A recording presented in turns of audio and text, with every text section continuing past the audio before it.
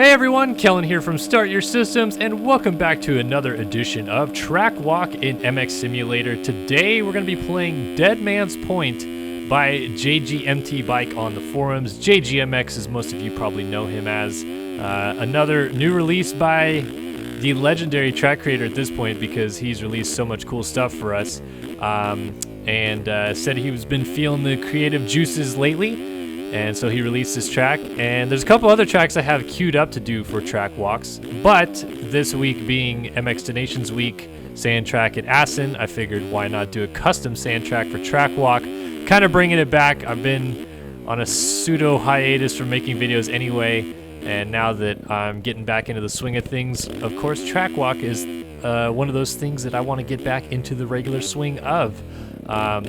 Apologies in advance again, as always, that my MX Simulator abilities are not what they once were, so I may not play this track like as beautifully as I'd like to, but I have put in a little bit of time on it since I downloaded it, so it's not like I'm going in completely blind. I at least know kind of what the track is flowing like and whatnot, and really fun track. So what JGMTbike said is that the track is named after this weird rock formation in Lucerne Valley, which is up in the high desert of California. And it's just like this kind of weird rock formation, which I think he modeled in somewhere around here, the rock formation that it is. But yeah, high desert California, it's basically just like, rolling desert hills, I guess. Like it's mostly flat, but there are some valleys, like LACR is in a valley, but it's a quarry, so that is why it's there. But then if you went to Competitive Edge MX Park ever, or saw videos from that, Comp Edge as everyone called it, that was also like in a rolling valley essentially. So I think that's a little bit the inspiration he drew for making this track. But as it is the desert, it is always got like kind of a sandier feel to it, a little bit looser soil than the kind of concrete hard packed dirt that you have if you come off of the desert and go into some of the more valley areas that a lot of the tracks reside in. So I totally get the kind of theme behind this track as well, because I've definitely ridden tracks that resemble this, maybe not as sandy, maybe not as hilly, but I know the area that he's talking about, so kind of cool to connect the dots a little bit there. And then, like I said, given that it is Donations Week, sand track's going to be a topic of many discussion this week. So a custom sand track I thought would be pretty fun. And this one I really think has a fabulous flow to it. I've always loved sand tracks in MX Simulator, though they've always been kind of something I've been kind of good at. I wouldn't say that they were my specialty or anything, because I never really won like a big event on a sand track, but I always liked playing them, felt like I was pretty comfortable on them, because I'm not really a good finesse rider in this game, as some of you have probably come to learn. So when I have the opportunity to kind of hold it wide open and just send up a prayer down a straightaway, and usually it works on sand tracks in this game, so that's why I tend to do pretty well on sand tracks in this game. But it's not a full sand track necessarily either. It's got the jumps. It's got, kind of these like cool little rhythm sections that he included. Still bumpy, still rolling, sandy corners, etc. But a nice overall mix of different things to kind of break up the general flow of the track, so it's not just the same, repeated bump, bump, bump, bump, bump, bump, bump all over the place kind of thing. Definitely a very enjoyable track. Definitely have enjoyed the time that I've spent playing it a little bit. And as I mentioned, bringing it to you guys today. Hopefully you guys will download it and try it yourself, because I would recommend it.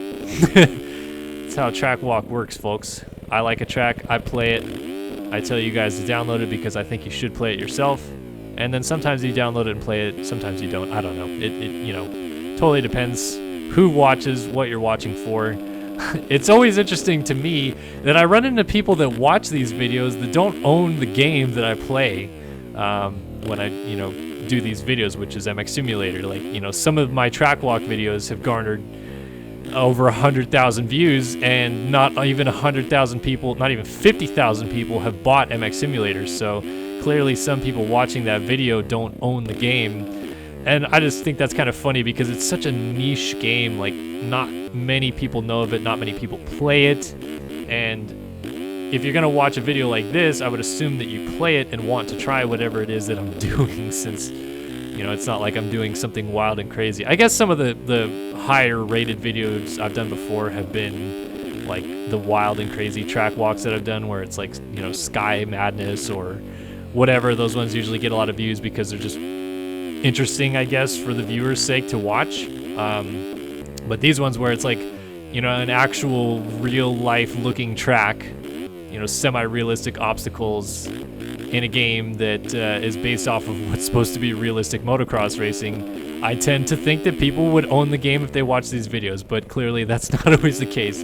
So just kind of a weird juxtaposition I've found in, you know, either meeting people that have told me they've watched the videos and don't own the game, or people that say in the comments that they don't own the game but watch the videos. It's just kind of cool that, you know, people are into it regardless of where they are coming from in terms of watching the video. So hopefully you enjoy The Track Walk is back, and hopefully bringing it back on a weekly basis now. I got to get back into the swing of videos, man. It has been... I'll blame it on laziness because I don't have a valid excuse, but I have just been absolutely fried lately. I don't know what, like, not high fried. Team fried has kind of ruined that, but not ruined, but, you know, now you can't say fried without people thinking that, I think. I've just been kind of worn down. I don't know why. I haven't gotten sick, nothing like that, but just like mentally, I come home from work every day and I'm just like couch, TV, dinner, bed. So haven't been able to crank out videos like I used to, but that hasn't been because I don't have a drive to still have a successful channel, or that I don't love every single one of you that watches these videos. It's literally just because I've like basically been dead. So we're coming back, folks. Don't worry, I am not dead yet. We all will die, but I'm not dead yet. And that's why you've been watching a track walk video today. Yeah, I guess not really much more to say about this track. Like I feel like it's pretty straightforward. One thing he did say is that he tried really hard to like encapsulate many different line options, which I haven't really shown off too well in this video. I'm gonna start using more outsides to accentuate those features, because I go inside in a lot of these corners just, I guess, by natural line selection, I don't know. But, you know, these berms he made pretty smooth so you can swing out and really hit them hard. A lot of these jumps aren't necessarily huge, so it's not like you have to, you know, massively huck something big and use those outsides, which is why I go inside a lot. But, you know, the outsides do work pretty well. In general, it's just got a nice kind of like corner-to-corner flow, whether you go inside or outside. You know, the straightaways kind of lead into the corners pretty well. Ooh, a little high in the berm there. I like this rhythm section a lot. I haven't really nailed this line yet, which is doing the alternate rhythm through it, which I guess it's just like the other double-double line. And I blew it at the end there. Like swing to the outside here.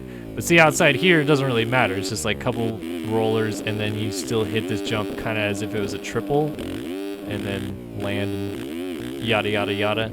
I could go far inside here and lead to the outside over here, but then this outside leads you back to the inside here. So again, like, this little switchbacks, multiple lines for sure, but there is kind of still like one golden ticket that works there. And then even if I were to swing way out over here and get a line to jump this, all I'm really doing is just tripling over the top of this hill, just like I was out of the inside pretty much. So it's not, you know, exorbitantly different than what I was doing before. It's just that you have a little bit more speed carrying up to the jump, so you can do cool like whips and stuff like that. Outside here is actually really kind of fun because I think I already actually took it once, but you just get a good drive off the top of the hill, kind of launch down this hill, which, you know, there's not really a super big landing for anyway. And you can kind of just hop down through these braking bumps all the way to the bottom into this corner. Just like a nice flow. Outside here is basically just a big berm, like you just lay into it and rip all the way around it. That also does a pretty good job of leading you to the outside in this corner, which I haven't taken once. A couple bigger rollers kind of makes it tougher, I would say, to carry good momentum. And I forgot to go outside there, but maybe I'll do it. Do one more lap here and go outside there. But overall, like, I would say that, like, if you're racing this online, it's nice that those options exist, because if you're really trying to force the issue to make a pass, It's not just like everything funnels into one inside line or one outside line even. It's multitude of places you can go to try to make a pass or think about making a pass. So that's definitely cool. I always enjoy when track creators like think about that stuff. Like it's not like every corner needs to have a ton of lines. You don't need to have, 3 or more ruts in every corner necessarily.